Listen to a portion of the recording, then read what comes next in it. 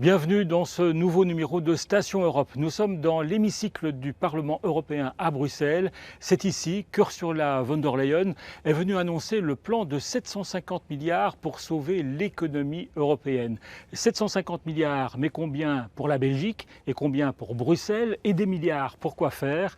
On en parle avec une journaliste française exilée à Bruxelles et avec un député européen capable de coups de gueule.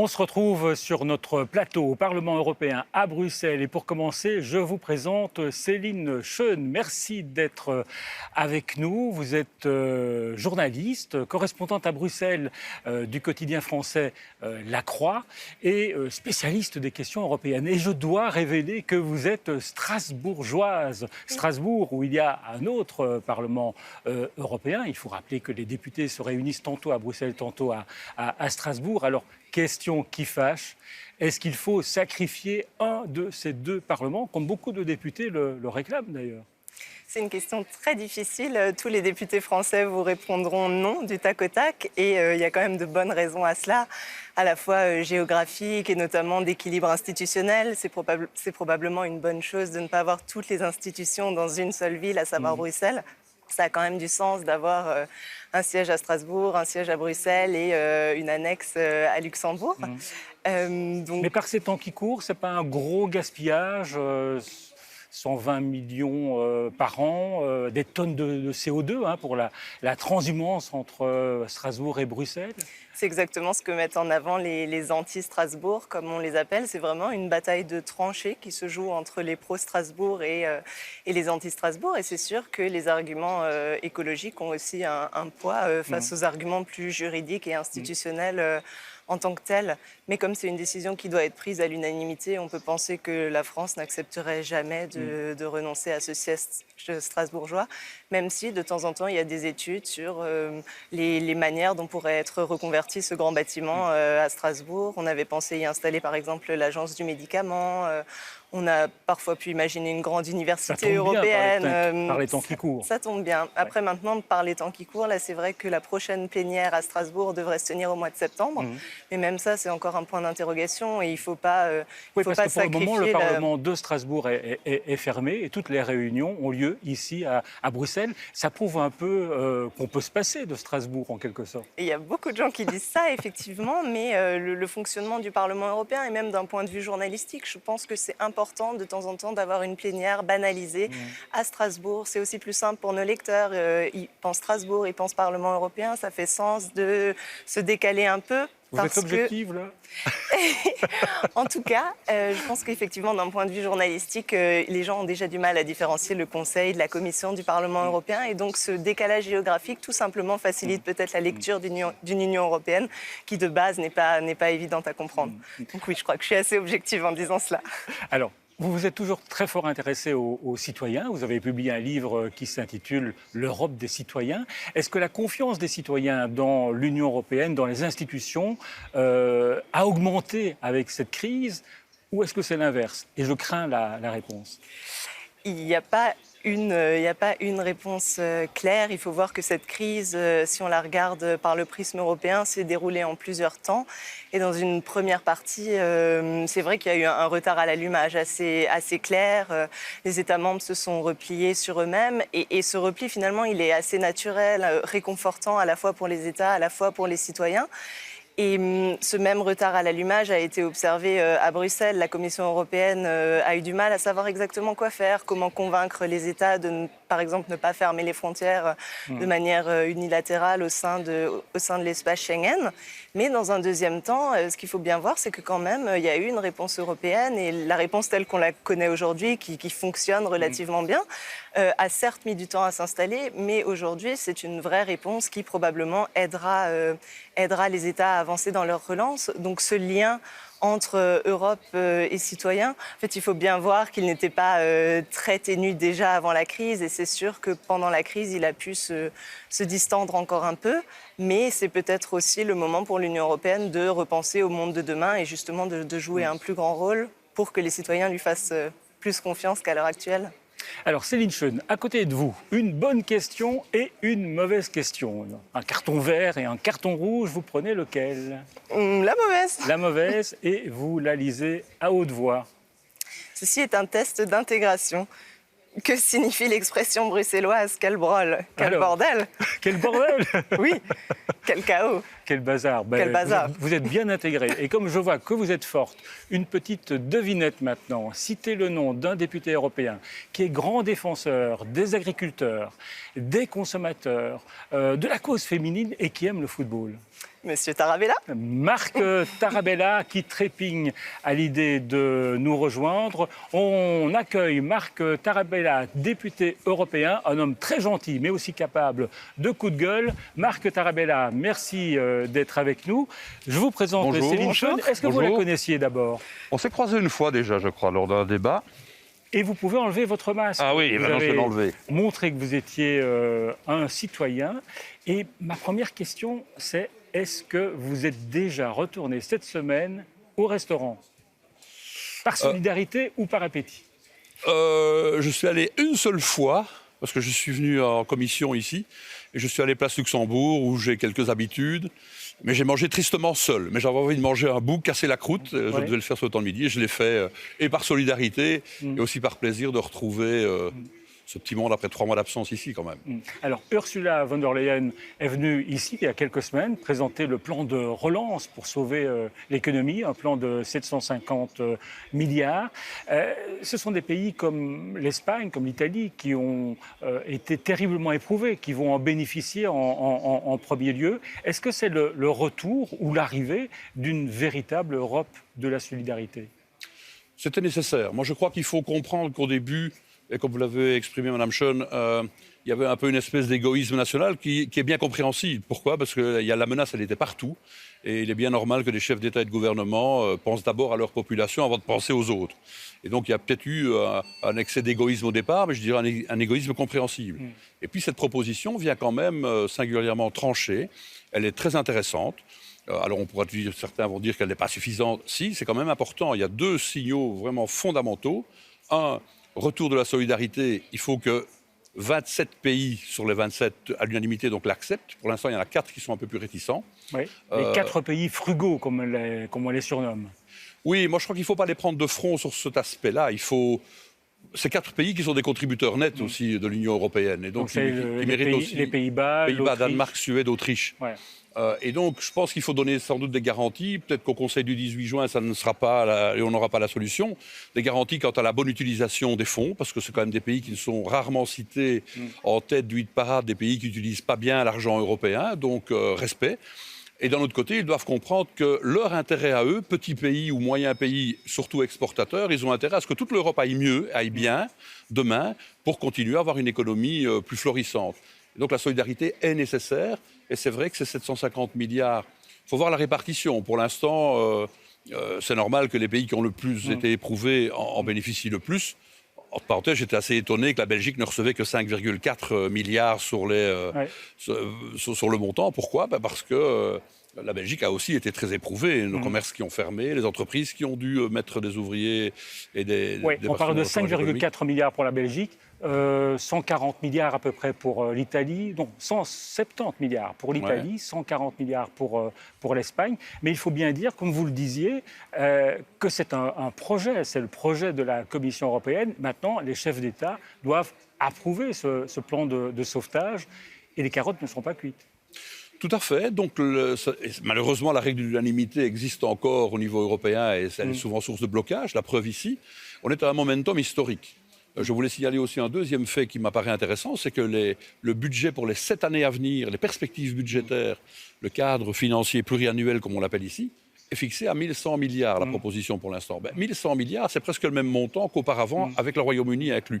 Ça veut dire que pour la première fois, moi qui suis ici depuis 2004, depuis le début des années 2000, on n'a jamais vu qu'une diminution de la contribution nationale au niveau du pourcentage de son produit intérieur brut. On était aujourd'hui à 1%, c'était à 25% à la fin des années 90. Et nous allons remonter, si ça est accepté, à 1,16. C'est une remontée spectaculaire. Je pense qu'il faut souligner ce geste. J'ai dit, il n'est peut-être pas encore assez suffisant vu le moment, mais il est remarquable tout de même. Alors, je voudrais vous montrer la une d'un hebdomadaire néerlandais. Ça s'appelle Elsevier et on voit à la une de ce journal pas un sou de plus pour l'Europe du Sud, avec l'image d'une Europe du Nord travailleuse et une Europe du Sud qui se dort au soleil. Céline Schön, il y a toujours de la résistance. Il y a toujours de la résistance, c'est clair, et c'est ce qu'on va probablement voir pendant les prochaines semaines. Le sommet du 18 juin qu'évoquait M. Tarabella ne sera probablement pas celui pendant lequel une solution pourra être trouvée, et d'autres sommets, potentiellement des vraies réunions physiques en personne à Bruxelles, devront se tenir pour que les négociations puissent vraiment aller dans le dur. Ensuite, le fait que ce plan de relance soit négocié en parallèle du budget européen, ça aidera peut-être les négociations à avancer, mais en février, les premières discussions autour du budget européen avaient déjà commencé, et elles s'étaient soldées par beaucoup de... On voyait que les pierres d'achoppement étaient nombreuses, les frictions énormes entre pays du Nord et pays du Sud. Et cette couverture, c'est bien ça qu'elle montre. Et ce sont les Pays-Bas en particulier qui résistent terriblement. Vous avez une explication il y a un aspect très culturel dans le sens où il y a cette idée qu'on ne veut pas payer pour les autres, potentiellement des pays... Jusque-là, l'argument, c'était on ne veut pas payer pour des pays qui n'ont pas réussi à gérer correctement leurs finances. Mais la donne est différente aujourd'hui dans le sens où ce coronavirus a touché toute l'Union européenne, effectivement les pays du Sud plus, mais dans le sens, il n'y a pas eu ces questions de gestion du budget national en amont. Donc c'est peut-être ça qui permettra de faire bouger les lignes aujourd'hui et de se dire qu'on peut aller vers une vraie Europe de la solidarité. Cette solidarité de fait dont nous parlait Robert Schuman il y a 60 ans, c'est peut-être aujourd'hui qu'on va enfin la voir mise en œuvre. Marc Tarabella, vous le disiez, 5,4 milliards pour la Belgique. Combien pour la Wallonie, combien pour la Flandre, combien pour Bruxelles? Est-ce qu'il va y avoir un grand pinaillage D'abord, laissez-moi réagir par rapport à cette image détestable de Elsevier. C'est une image digne de l'extrême droite, qui est stéréotypique. Il y a aussi beaucoup de gens dans le Sud qui travaillent, qui triment, qui cherchent du boulot. Et moi, le fils d'immigrés italiens qui n'avait pas de boulot chez lui, qui est venu ici pour faire prospérer l'économie de l'Europe du Nord, en donnant beaucoup d'efforts dans les carrières, qui étaient un peu comme la mine, des boulots très, très difficiles. Évidemment, je suis choqué par cette image. Et c'est ça qu'il faut essayer d'amener aujourd'hui, c'est de faire comprendre que la solidarité, elle profite à tout le monde. Elle profite pour une société beaucoup plus équilibrée et qui fait en sorte que, je dis, si tous les autres pays vont bien en Europe, ça ira bien aussi pour l'économie néerlandaise exportatrice et pour ce pays exportateur. Le montant est faible pour la Belgique. On a été aussi éprouvés, on a le plus grand nombre de victimes recensées. C'est peut-être parce qu'on les a comptées toutes, nous. On peut négocier ? J'espère que oui, parce que je ne comprends pas la clé de répartition. J'aimerais la comprendre, parce que je trouve que l'Italie et l'Espagne ont été les plus éprouvées, mais 170 milliards pour l'Italie et 5 pour la Belgique, je suis un peu étonné, et beaucoup étonné. Je pense que nous avons été aussi très éprouvés.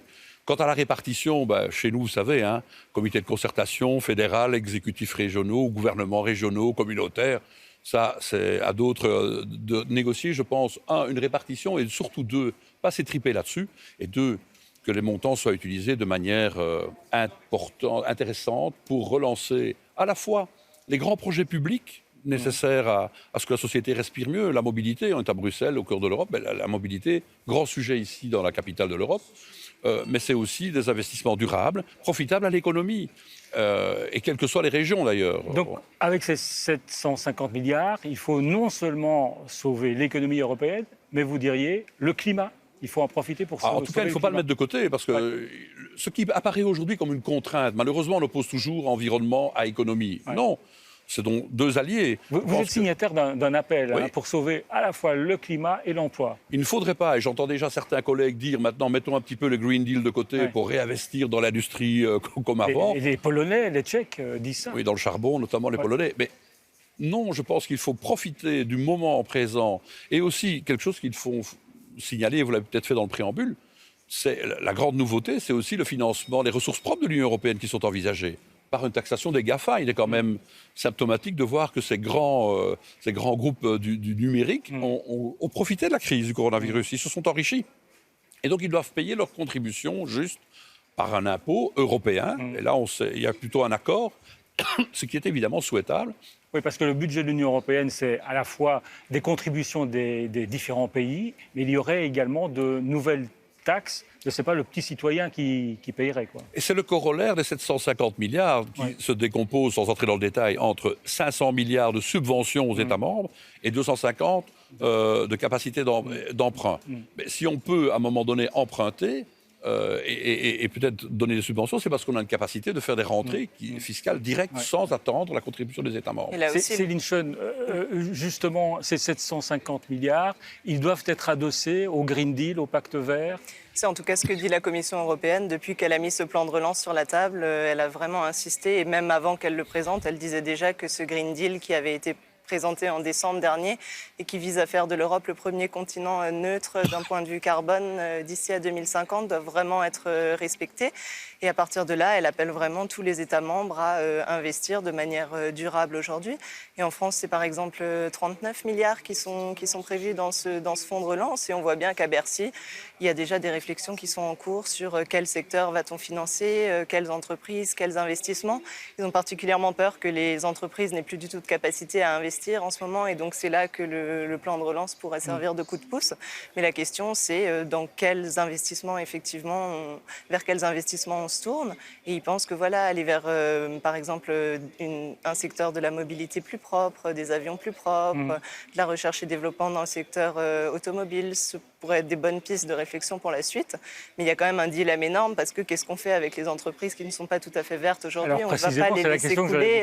Voilà, on ne peut par pas... exemple, vous parliez des avions. Est-ce qu'il faut soutenir les compagnies aériennes qui sont en difficulté? C'est en tout cas le sens probablement d'une relance européenne. C'est impossible qu'après une crise sanitaire, on laisse toute l'économie de certains secteurs sur le carreau. Mais donc il y a vraiment un travail de réflexion et de bon équilibre que chaque État membre doit trouver. Et je pense que les réunions vont de bon train effectivement à Paris, mais dans toutes les capitales européennes. Marc Tarabella, il faudra aussi sauver les sociétés aériennes, mais peut-être imposer des conditions. Sans doute, je pense qu'il ne faut pas faire non plus une dichotomie entre les entreprises vertes et celles qui sont moins vertes ou pas vertes. Encourager certainement une transition énergétique, par exemple. La recherche-développement est importante à ce sujet-là, et privilégiée, et notamment le développement d'une politique alternative, notamment de trains à grande vitesse, dans des zones où aujourd'hui il n'existe pas encore, où il est encore en projet trop lointain. C'est hâter ces investissements durables dans la mobilité, qu'elle soit dans les villes, mais aussi de manière internationale. Mais soyons concrets, Brussels Airlines, par exemple, il faut tout faire pour sauver cette entreprise. Oui, je comprends la difficulté de la discussion par rapport à l'entreprise mère qui est quand même la Lufthansa. Il ne s'agit pas d'injecter de l'argent et puis que dans 3 ans, ils ferment la porte. Donc, je comprends la difficulté. Donc, Brussels Airlines, c'est quand même une compagnie qui dessert encore pas mal de destinations, non seulement au niveau européen, mais aussi africain, par exemple. C'est une compagnie utile. Sans doute faudra-t-il revoir une certaine politique par rapport à des compagnies, je le rappelle, pour notamment des trajets qui me choquent, des trajets très courts, ce qu'on appelle les sauts de puce. Ça devrait être vraiment interdit. Céline Schoen, on a observé durant ce confinement, durant cette crise, que les citoyens se tournaient vers le commerce local, les circuits courts, le bio. C'est plutôt réjouissant, ça. C'est plutôt réjouissant, effectivement, et ce sont aussi des idées qui sont poussées à l'échelon européen. La Commission européenne, fin mai, avait mis sur la table une nouvelle stratégie qui s'appelle Farm to Fork, de la ferme à la fourchette. Oui. Et dans cette stratégie-là, on voit bien que c'est aussi ce qu'elle promeut, le fait que toute la chaîne d'alimentation en Europe soit pensée de manière plus durable, et qu'en gros, chacun y mette du sien, à la fois les agriculteurs au début de la chaîne, mais aussi les consommateurs à la fin. Et je pense qu'effectivement, pendant cette crise, il y a eu une prise de conscience qu'on a pu observer. Et que, effectivement, l'Europe de demain, au moins d'un point de vue agricole, d'un point de vue de la biodiversité, d'un point de vue de l'alimentation, sera peut-être plus tournée vers le local, effectivement. Oui, c'est un sujet qui vous intéresse beaucoup, Marc. Greenpeace Belgique a fait un sondage, a fait une étude qui prouve que les citoyens attendent des pouvoirs publics qu'ils investissent en premier lieu dans l'alimentation écologique et locale. Vous répondez quoi ? Je pense que c'est en cours, hein, et la Belgique, et notamment singulièrement la Wallonie, n'a pas à rougir par rapport à sa croissance de la production bio. L'Autriche est un des meilleurs exemples européens. Des pays comme l'Italie, la France et la Belgique sont à la pointe, en tout cas, du progrès, et il faut encore sans doute le faire plus à l'avenir. Circuit court, c'est vrai. Moi, il y a un piège dans lequel il ne faut pas tomber non plus.